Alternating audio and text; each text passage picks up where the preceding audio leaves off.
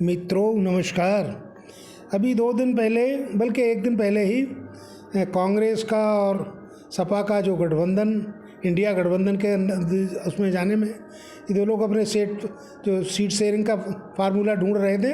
वो काफ़ी उसमें दिक्कतें आ रही थी, उसमें टाइम भी लग रहा था और थोड़ा कठिन भी था। उसकी सबसे बड़ी वजह ये है कि बहुत बड़ा सूबा है, 80 सीट हैं, सब टोटल 543 में अकेली सीट 80 सीट लोकसभा की तो उत्तर प्रदेश में ही है। दूसरे जो दो दलों के बीच में जो कंप्रोमाइज मैंने सीट शेयरिंग का फार्मूला ढूंढा जा रहा था, समाजवादी और कांग्रेस में, उन दोनों के परफॉर्मेंस में काफ़ी लंबा फ़र्क था। जो लेटेस्ट इलेक्शन हुआ 2022 में, जो अंतिम, उसके बाद तो इलेक्शन हुआ नहीं, उसमें ही कांग्रेस को लगभग 2% वोट मिला और समाजवादी पार्टी को 32% वोट मिला।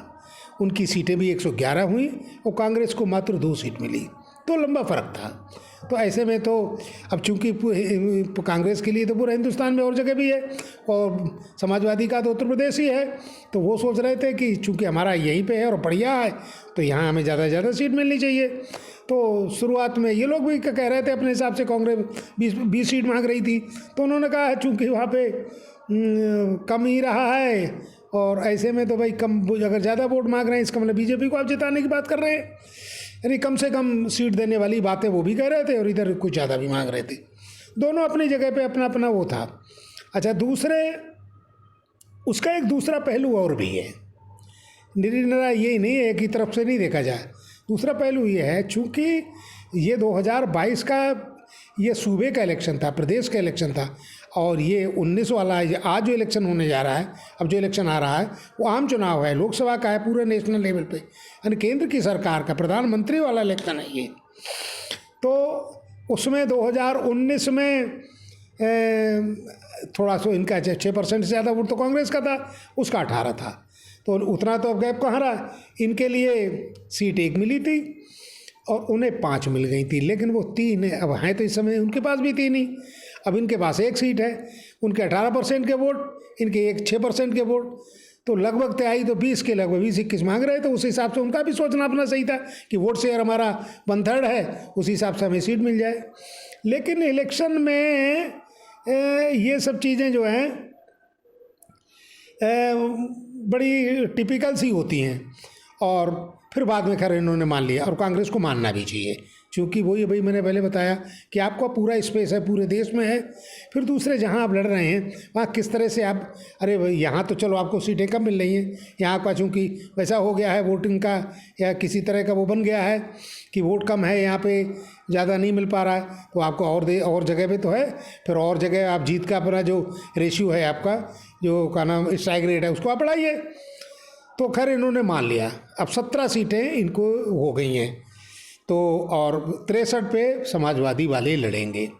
अब यहाँ पे यही थोड़ा सा आता है कि ये जो है ये प्रक्रिया जो गठबंधन वाली है वो असल में इलेक्शन का परफॉर्मेंस या इलेक्शन की जीत हार मेरा आप अंक गणित वाला सीधा जोड़ घटाव नहीं है कि 2 को 4 जोड़ दो और 12×96 कर दो, वो नहीं है। इसमें तो एक कलन विधि होती है, एल्गोरिथम जिसे कहते हैं अंग्रेजी में, वो ये टिपिकल है, वो किसी चीज़ को साबित करने के लिए कई सिस्टमेटिक उसमें फार्मूला लगाने पड़ते हैं, अब तब कहीं आके वो आपकी का नाम जो कैलकुलेशन वो हो पाती है जाके, तो कलन विधि कहा जाता है उसे, एल्गोरिथम अंग्रेजी में कहा जाता है। तो वो उससे है, क्योंकि बहुत पेचीदगियाँ हैं उसमें, क्योंकि आपके जात व्यवस्था का है, कैंडिडेट की जाति, अच्छा फिर वहाँ का क्षेत्र में क्या है, किसका प्रभाव है, और ऑल ऑफ सडन किस तरह से परिस्थिति बन जाए, तो इन पे भी वो होता है। अब इसका एक उदाहरण थोड़ा सा इसी से अंदाज़ लगाया जा सकता है कि 2014 में इनका कांग्रेस से तो नहीं था, अलग अलग ही सब लड़ रहे थे। 2014 का जो लोकसभा इलेक्शन था तो उसमें बसपा को 19% वोट मिला था और इनको 22% मिला था समाजवादी वालों को, तो इनकी 5 सीटें मिली थी, बसपा 0 पे थी। अब जो 19 का नाम ये 14 वाला भी आता है, अब 19 में जो इलेक्शन में आया फिर इनमें आपस में पैक्ट हुआ। अब देखा जाए तो वो 0 थे, तो उनका तो कुछ नहीं होना चाहिए, लेकिन जो पैक्ट हुआ, जो आपस में उनका गठबंधन हुआ, तो बसपा को एक ज़्यादा मिली सीटें, 38 मिली, समाजवादी को 37 मिली, और वो डिजर्व भी कर रहे थे और उसका उन्होंने बाद में उसको जाहिर भी किया। तो उनको 5 मतलब आप समाजवादी के तो 5 ही सीट रह गई और उनको 10 सीट हो गई। अब आप बताइए, वोट का जो है दोनों का लगभग वही रहा, इनका 4% 18% था, उनको 19% था। अच्छा, लेकिन इनको भी देखा जाए एक पॉइंट से इनका भी फायदा हुआ था। वो पहले इन्हें जो 5 सीटें मिली थी सब इनकी पॉकेट की थी, यादव बेल्ट वाली थी, इनके परिवार की थी, सब इनके चारों परिवार 5 और जीते थे, लेकिन उसमें ये 2 ही जीत पाए और 3 सीटें इन्हें बाहर मिली, जैसे मुरादाबाद की, संभल की और का नाम रामपुर वाली। तो इनका भी उसमें ये को फ़ायदा नहीं हुआ। तो ये होता है, मतलब इस तरह से गणित इसका थोड़ा सा टिपिकल होता है। अब सब इस बात का है तो ये हो गया। तो अब ये इसमें ये देखा जाए कि अब इनके चूंकि राजी हो गए कि क्या संभावना है, क्या अंदाज है, मतलब किस तरह से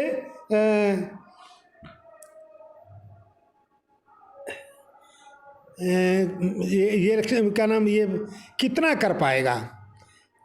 तो अब इस पर थोड़ा सा इसको एनालिसिस कर लिया जाए, इसको देख लिया जाए। तो ये वैसे टफ इलेक्शन तो है, इसमें कोई शक नहीं है, क्योंकि उसकी वजह है समाजवादी का मुख्य है, 63 पे वो लड़ेंगे, उन्हीं का स्पेस भी ज़्यादा है, उनके पास वोट भी ज़्यादा है, उसका संगठन भी ज़्यादा है, हर ज़िले में उनके संगठन है, हर जगह उनका इलेक्शन अभी लड़े हैं उन्होंने। तो हालांकि इलेक्शन तो कांग्रेस ने भी लड़े, तो इनका तो 2% वोट था अभी जो लास्ट वाले में, उनका 32% वोट था, सीटें भी उनकी ज़्यादा थी। तो एक उनके पास भी अब कई लोग उस पर निगेटिव पॉइंट हो गया। एक तो वो भी राजभर काफ़ी उनका उधर, हालांकि वो कौम के ही नेता हैं वो, लेकिन उनसे फ़र्क था पूर्वांचल में। दूसरे दारा सिंह जो इनके साथ थे, उनका भी वोटिंग था, वो इनके पार्टी में आ गए थे, पहले वो भाजपा में थे, ये वो राजभर भी भाजपा में थे। दूसरे मायावती जी का वो नहीं है। तीसरे ये आजम खां का एक बड़ा वो था, उनका अपनी तो सीटें थे ही, अगल बगल की भी सीटें थी। तो अब वो चूँकि जेल में है परिवार उनका, दूसरे वो काफ़ी कमज़ोर हो गए हैं। तो सब मिला के इनके लिए थोड़ा सा टफ तो है ही। लेकिन इलेक्शन में मैंने बताया बहुत चीज़ों पे होता है, इनके पास ये नहीं है, पॉजिटिव भी पॉइंट है। वो पॉजिटिव है कांग्रेस के साथ पैक्ट। अब आप ये कहेंगे क्यों, उसकी एक वजह है। अब ये नेशनल इलेक्शन है, इसमें वो चीज़ नहीं है। अब तो यहाँ पे प्रधानमंत्री के चुनाव वाला लोकसभा का इलेक्शन है। तो अब आपके लिए तो इनके साथ तो मोदी का एक चेहरा है, तो उनके खिलाफ तो आपको कुछ दिखाना पड़ेगा, और मोदी ही चेहरा। और इसको कायदे से एनालिसिस कर लिया जाए, कायदे से देख लिया जाए या कायदे से समझा दिया जाए, तो मोदी जितने इनके लिए प्लस पॉइंट हैं, लायबिलिटी का ना इनके एसेट हैं, उससे ज़्यादा लायबिलिटीज़ हैं वो। तो मोदी जी का तो सब छूट सही है। अब ऐसा है चूँकि इलेक्शन हो रहा है और हम गणतंत्र में हैं, विशेष तौर से हमारी एक स्पेशल तरह की डेमोक्रेसी है, उसमें सब चीज़ संवैधानिक होता है, हर चीज़ संविधान के हिसाब से चलती है। तो मोदी जी का तो, हालांकि गवर्नमेंट तो पहले बीजेपी की रही है, अटल जी की देखो 2-3 बार इलेक्शन, एक बार 13 महीने की, एक बार तो चलो 12-13 दिन थी, एक टर्म उन्होंने पूरा किया था, लेकिन इस तरह से नहीं था। अब तो मोदी जी की पार्टी का तो है ही नहीं, डेमोक्रेसी की तो कोई गुंजाइश ही नहीं है, वो तो ऑटोक्रेसी है। पूरा जो भी करेंगे, जो भी क्या तय होना है, चाहे वो आर्थिक क्षेत्र में, चाहे वो सामाजिक में, चाहे वो धार्मिक में, सब मोदी जी कर रहे हैं, वहाँ दूसरे किसी की कुछ है ही नहीं। इससे ज़्यादा विडंबना क्या होगी कि वो जो नेशनल जो एक पार्टी है, और पार्टी के लेन से जो डेमोक्रेसी, पार्लियामेंट्री डेमोक्रेसी में तो पार्टी की बहुत बड़ी वैल्यू होती है। पार्टी का हेड मैंने पार्टी को के सिंबल पे जीतते हैं लोग, और फिर उन्हीं का लीडर जो है, जो पार्टी वाले जिसको चुनते हैं, वो मेन लीडर होता है। लेकिन यार उसमें सबके आपस में कलेक्टिव लीडरशिप होती है, सबकी विचारधारा होती है, सबसे बातचीत होती है, और एक पार्टी का भी अपनी हायरार्की होती है। तो वो सब चीज़ बिल्कुल जीरो हो गया है, समझे। तो इससे बड़ी वही भी जो मैंने बताया, उससे बड़ी विडंबना क्या है कि वो जो कोई पोर्टफोलियो बकाना जो इनका वो, अरे जो दिखाते हैं अपना मैनिफेस्टो, वो मैनिफेस्टो ना रखे मोदी जी की गारंटी है। एक पर्सनल, एक इंडिविजुअल आदमी का जो भी उनके दिमाग में है, लेकिन इतना तो है, वो बोलने वाले तो अच्छे हैं, उसका उन्हें फ़ायदा मिलता है, लेकिन अब जो जानने वाले हैं वो तो ये समझेंगे वो बोलते तो टोटल झूठ हैं, उसमें कहीं पर भी सही नहीं है। और फिर पब्लिक मीटिंग में आप इलेक्शन में झूठ बोलें वो तो सही है, लेकिन पार्लियामेंट में झूठ बोलते हैं आप। और सबसे बड़ी बात है, अब जब देश को आप का नाम उस पर लाल किले से खड़े होकर संबोधित करते हैं तब झूठ बोलते हैं। वहाँ और कुछ है ही नहीं, आपको कुछ नहीं बताना। वहाँ ये बताना कि मैं ये कर रहा हूँ, मेरी वजह से ये हो रहा है। अब तो वो कह रहे हैं कि मोदी की गारंटी का मतलब मोदी की जो कह रहे हैं वो पूरा करेंगे। ये डेमोक्रेसी नहीं है, ये तो डेमोक्रेसी फिर दूसरे संविधान के उनका सबकी धज्जियाँ उड़ा के आप फेंके दे रहे हैं। ना तो आप ईडी का पूरा इस्तेमाल कर रहे हैं लोगों के खिलाफ, आईटी का खिलाफ कर रहे हैं, सीएजी का खिलाफ कर रहे हैं। इलेक्शन कमीशन में सुप्रीम कोर्ट की व्यवस्था आ गई थी कि सुप्रीम कोर्ट का सुप्रीम कोर्ट की व्यवस्था में ये थी कि जो इलेक्शन कमीशन है वो आप अपने द्वारा ही बना देंगे, तो फिर वो आपके खिलाफ क्या बोलेगा? वो ऑटोनोमस बॉडी है और मतलब उसके लिए इलेक्शन कराना प्रजातंत्र में सबसे बड़ा टिपिकल और सबसे सही होना चाहिए, बिल्कुल भी जस्ट और ऑनेस्ट। वो जो है इम्पार्शियल, वो इलेक्शन का ही होता है, चुनाव होता है। तो वो अब आपने उस व्यवस्था को भी फेल कर दिया कि उसमें ये थी व्यवस्था कि सीजीआई रहेंगे, प्राइम मिनिस्टर रहेंगे, लीडर ऑफ अपोजिशन रहेंगे। वो आपने व्यवस्था को बदल दिया, प्रधानमंत्री रहेंगे, उनके द्वारा नामित एक मंत्री रहेगा, सीजीआई बिल्कुल नहीं रहेंगे, अपोजिशन के लीडर रहेंगे। तो अब बताइए, आप दो हो जाएंगे तो फिर हुआ तो कुछ है ही नहीं। और किसी भी व्यवस्था में आप ये समझ लीजिए, अब आपका कितना भी भ्रष्टाचार है कुछ नहीं हो सकता, सीएजी कुछ नहीं कह सकता। कुछ वो अभी उन्होंने दिखाई भी थी, बदल दिया गया, ट्रांसफ़र हो गया, पता ही नहीं लगा क्या हुआ। अरे भाई डेमोक्रेसी, अब यही चार्ज तो उनके कभी कांग्रेस के खिलाफ भी तो लगे थे। तो कांग्रेस ने ये वो सीएजी का था उस समय बनो रहे थे, तो उन्होंने कही थी कि वो 2AG का ना, अरे क्या नाम, वो कोल आवंटन में और वो स्पेक्ट्रम वाले में, 2G वाले में, वो पता लगा कि एक तो स्टैंड नहीं करा, केस स्टैंड नहीं हुआ, दूसरे के उन्होंने सीबीआई ने एक क्लोजर रिपोर्ट लगा दी, और 3 ही उसमें निकले थे, और एक ये वो था क्या नाम, कलमाड़ी वाला, जो इन्होंने उस पर चार्ज लगाता बताए थे कि इन्होंने गबन किया है। उसमें आप ज़रा मज़े की बात देखिए, वहाँ पर भी देखिए क्या था, हालांकि बात थोड़ी सी इधर से उधर जा रही है, फिर भी ये थे एक मशीन का खाली कि वो जो टाइमिंग मशीन, जो नापने वाला, टाइम नापने वाला, बताइए कितना बड़ा प्रोजेक्ट होगा, उसमें उन्होंने ढूंढा था। लेकिन कांग्रेस को चूंकि अपनी बेगुनाही साबित करनी थी तो उन्होंने छूट दे दी, वो आखिर को कुछ नहीं हुआ। अब इनके तो खैर, अब हालांकि कह रहे हैं, तो बात ये आ रही थी कि अब इलेक्शन ये उस पर ही नहीं है, उनके फेवर के जो पॉइंट के मंदिर बना दिया है दुनिया में गा रहे हैं, हर चीज़ का कि हम इतने लोगों को वो दे रहे हैं कि हमारी क्या नाम वो यही इकोनॉमी बहुत बड़ी होती जा रही, तीसरे नंबर पे आए जा रहे हैं, 5 ट्रिलियन हुआ जा रहा है, क्या नाम विकसित देश होते जा रहे हैं। तो वो तो सब टोटल झूठ है, उसमें तो कुछ है ही नहीं। उसके किसी भी पॉइंट पे आप देख लीजिए, उसका अरे वो कहीं डाटा कहीं चले थोड़ी गए हैं, वो तो आप कायदे से गूगल पे सर्च कर लें और थोड़ा इधर उधर एक दो कैसे उसको मैच कर लें तो बिल्कुल मालूम पड़ जाएगा क्या सही है। तो खैर जो बातें थी, तो अब हाँ फिर वही आई, तो आपके खिलाफ पॉइंट जा रहे हैं, लेकिन आपके फेवर में सबसे बड़ा पॉइंट जो है इस गठबंधन में, कांग्रेस का आपके संग होना, उसकी फ्लैगशिप, उसकी अगुवाई, उसकी लीडरशिप। क्यों, आप तो ये तो मानेगा कि मोदी जी का इलेक्शन है तो मोदी जी के खिलाफ किसी को ना किसी को तो बताना ही पड़ेगा आपको। तो बोलने में तो खैर वही सही है, बहुत गजब का बोलते हैं मोदी जी, वो तो झूठ ही बोल रहे हैं, तो फिर कहीं से बोलो, कैसे भी बोल लो, और बोलने का उनका है ही। अच्छा, दूसरे वो बोलना ही है उनका, इधर भी टाइम कहीं अपना जाते हैं, कहीं विदेश में भी जाते हैं, और मेरी समझ से वो कहते हैं छुट्टी नहीं लेते। लेकिन उनका शायद एक बार कहीं, मैंने ध्यान नहीं आ रहा कितना है, शायद 1/3 टाइम जो है बाहर ही होता है, चाहे इलेक्शन के हिसाब से हो चाहे विदेश की वो हो। अपने टाइम का जो जितना भी उन्हें टाइम मिला है ऑफिस का, उसका 1/3 तो उन्होंने इसी तरह से खर्च किया है। तो फिर अब मोदी, अभी ये देखा जाए यार, पढ़े लिखे होने के नाते या एक नागरिक होने के नाते, समझदारी के और प्रजातंत्र में चूँकि वास्ता होने के नाते, तो ये तो देखना चाहिए कि वो बढ़िया बोल नहीं पाते उतना, क्या नाम, राहुल गांधी, लेकिन उनकी नीयत तो देखिए आप। वो आदमी कह रहा है कि वो तो गरीब घर के भी नहीं है, ये अपने को बहुत गरीब घर का बताते हैं कि चाय बेचा है इनके माँ ने और वगैरह, कहीं काम किया और इन्होंने भी कहीं इधर उधर वो किए हैं। लेकिन इनके शौक तो देखिए आप, इनके साथ तो हमने सुनने में अभी मेरी समझ में नहीं आता कितना सच है कितना, लेकिन ये जो चश्मे वगैरह बताए जा रहे हैं ये तो आम चीज़ें बताई जा रही है। इनके पास जो घड़ी बताई जाती है, अब भाई इसकी असलियत तो हम लोग नहीं कह सकते, तो लेकिन बताई जाती है कि वो अंबानी के लड़के पे जो घड़ी है वो शायद दुनिया में 6 ही घड़ी बनी है, उनमें उसी ब्रांड की घड़ी ये पहनते हैं। और ये तो सबको 8,500 का 8,500 करोड़ का तो उन्होंने हवाई जहाज बनवाया, उससे तो चलते ही हैं।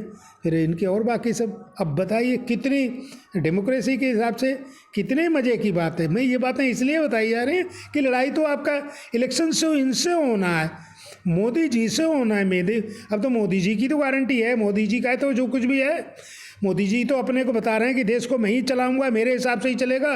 वहाँ तो अब तो कुछ है ही नहीं दूसरा कोई, वो तो सब पे भारी बताते ही हैं। और वो वास्तव में सब पे अपोजिशन पे भारी तो खैर कितने होंगे, वो तो खैर अगर पब्लिक के समझ में आ जाए, और आ गई है और आएगी, तो उसमें तो भारी कितने होंगे। लेकिन अपनी पार्टी के बीच में तो कि कोई अब तो दूसरा फोटो भी नहीं खिंचा सकता इनके संग में। वो का नाम पार्टी का अध्यक्ष भी नहीं बना सकता, जो कि नेशनल कन्वेंशन में उसकी सबसे बड़ी वैल्यू होती है, उसका प्रोटोकॉल होता है, उसकी ज़्यादा महत्व होना चाहिए, लेकिन वो भी नहीं, इनके संग फ़ोटो नहीं खिंचा सकता। खैर ये बातें हो गई। तो नेहरू जो वही बात आई कि इनके अगर इसको कायदे से देख लिया गया, हाँ वो एक जो बात मैंने वो थोड़ा सा मिस कर रहा था कि कायदे में तो इन्हें तनख्वाह मिलती है, उस तनख्वाह से उनका ही का नाम इनको भत्ते मिलते हैं, उस भत्ते से इन्हें अपना काम चलाना है। क्योंकि हमारे संविधान में व्यवस्था है कि ये काम कर रहे हैं, देश की सेवा कर रहे हैं, देश के लिए करके दे रहे हैं, तो इनके लिए जो है कोई समस्या ना हो अपने परिवार के या अपनी खुद की, तो इसके लिए भत्ता मिलता है। और वो भी भत्ता मिलता है कंसोलिडेटेड फंड से। चाहे दुनिया का खर्च रुक जाए, ये पैसा तो रुक ही नहीं सकता, तनख्वाह मिलेंगी। अब बताइए उस कायदे में उसी से जिम्मेदारी है इनकी, उदाहरण आए हैं और लोगों ने उसी से खर्च किया जाओ। विशेष तौर से हमारे लाल बहादुर शास्त्री का तो बड़ा ही इसमें नाम आता था। तो अब बताइए साहब कि उन्हें जो तनख्वाह मिलती है कि इनको इतनी तनख्वाह मिल रही है जिस हिसाब से ये अरबों का करोड़ों का खर्च कर रहे हैं या अपना वो कर रहे हैं, वैभव दिखा रहे हैं, जैसे ऐसे तो राजा महाराजा भी लोगों ने भी नहीं किया होगा। तो अब सवाल इस बात का उठता है कि वो ये है कि निगेटिव ही नहीं पॉजिटिव भी है। पॉजिटिव इनके लिए ये है मोदी जी का होना और कांग्रेस का सामने, क्योंकि रिपोर्ट कार्ड किसका दिखाएंगे भैया आप? अरे आप ये तो कहेंगे मेरे कांग्रेस के खिलाफ इन्हें झूठ बोला था, उन्होंने कहा था कि कांग्रेस के सामने इकोनॉमी ख़राब है, एम्प्लॉयमेंट नहीं है और महंगाई है और का नाम ब्लैक मनी ज़्यादा है। वो सब चीज़ साबित हो गई, सब इनके दौरान ज़्यादा है, इनके दौरान सब वर्ष होता चला गया, ख़राब होता चला गया। और फिर दूसरे किसी के अब ये तो बताएंगे कि इनकी जगह पे किसको लाया जाएगा, तो वो तो आप फिर कौन सी पार्टी को बताएंगे? कांग्रेस को ही बताना पड़ेगा भाई, क्योंकि रिपोर्ट कार्ड किसका पेश करेंगे आप? ये किसको बताएंगे कि इन्होंने ऐसे करके दिया है? भाई आप में तो किसी पार्टी ने भाई आपका नेशनल लेवल पे मिनिस्टर की पोर्टफोलियो तो आपका ये रहा होगा, गठबंधन में तो आप, लेकिन मतलब गवर्नमेंट तो मेन चीज़ जो प्रधानमंत्री है वो तो उन्हीं का रहा होगा, कांग्रेस का ही रहा होगा, या जो थोड़े बहुत दिन बने वो सब कांग्रेस ही थे, लेकिन खैर वो तो कांग्रेस का माना जाता है। तो आपके लिए तो ये फिर मैं एक बार बता दूँ, राहुल गांधी उतना बढ़िया बोलेंगे नहीं, लेकिन बोलने से मतलब नहीं है। पर अब एक बात जो आ रही है दिल में यार, वो तो बताई जानी चाहिए। जो मैं ये बात कर रहा हूँ तो अपने दिल की बात तो कहने का मुझे हक ही कि पीछे माया का नाम ये इनकी कि इनको बताया जा रहा है कि लीडर नहीं है। अरे साहब जरा ये जो इनके 10 साल की जो यूपी की गवर्नमेंट रही उसमें कितने गरीबों को काम किया गया। वो ज़मीन का वही जो का नाम 4 गुना पैसा पहला वाला, या नरेगा का काम, या जो खाने वाला जो है, या बच्चों की स्वास्थ्य शिक्षा का, ये जितने भी कानून बने थे वो कौन बना रहा था? वो इतना ज़्यादा ज़रा निष्पक्ष होकर देख लिए जाए तो मनमोहन सिंह जैसा इकोनॉमिक्स की वाला आदमी, फिस्कल पॉलिसी वाला, इतनी बाईं तरफ की सोचेगा? नहीं, मेरी समझ से नहीं हो सकता। ये सोनिया गांधी की सोच थी, इसको कहते हैं डबल इंजन की सरकार। ये तो गलत कह रहे हैं, ये तो ये बता रहे हैं ऊपर की सरकार, वहाँ डबल इंजन के मतलब है कोई बैठा हुआ है लेकिन उनके बीच से बैक भी कोई कर रहा है, कोई वो भी दिमाग रहा है। तो वो तो अब ये भाई भाग्य कितना रहेगा हिंदुस्तान की पब्लिक का, और कितना ये समझा सकते हैं। हाँ, जो इनका मोदी जो इनके प्लस पॉइंट, एक बार मैं फिर कह रहा हूँ, वही इनके माइनस पॉइंट है। इनकी कमी को ही अगर आपने समझा दिया पब्लिक को और पब्लिक की समझ में आ जाए, लेकिन जो सबसे बड़ा नेगेटिव पॉइंट है आपके लिए, डिफ़िकल्ट है, जो आपको समस्या पैदा कर रहा है, मेरे हिसाब से वो मीडिया है। मीडिया जो है को पब्लिक को इतनी पेचीदगियाँ हैं, इतनी समस्याएं हैं, इतनी गुत्थियाँ हैं शासन की इस संबंधित में कि आप जान ही नहीं पाएंगे। पढ़े लिखे लोग, अरे भाई कितना आप जान जाएंगे, इकोनॉमिक्स को जान जाएंगे आप सोशोलॉजी को पढ़ेंगे। अब तो धर्म में बताइए, धर्म का कमाल हो गया है, धर्म का बंटवारा हो गया। कुछ जो आचार्य जो अपने को धर्मगुरु कहते हैं, कुछ कहते हैं, वो अब सब पूरा सीधा सीधा हिंदू, उनको किसी को क्या नाम वही सम्मान दे रहे हैं, पद्म विभूषण दे रहे हैं, किसी को ज्ञानपीठ दे रहे हैं, और वो कह रहे हैं हिंदू धर्म बनाएंगे, हिंदू राष्ट्र बनेगा। बताइए, संविधान में सीधा लिखा हुआ धर्मनिरपेक्ष रहेगा, वो कभी हो ही नहीं सकता। और वो लोकतांत्रिक प्रजा का नाम, और ये आपका समाजवाद के ऊपर, वो आप समाजवाद के बिल्कुल अपोजिट जा रहे हैं। अब गरीबों को टोटल जो पब्लिक की संपत्ति है, अरे भाई देश की संपत्ति का मतलब पब्लिक की संपत्ति, देश की संपत्ति का मतलब देशवासियों की संपत्ति, उसको आप प्राइवेट में दिए जा रहे हैं। संविधान के बिल्कुल अपोजिट है ये तो।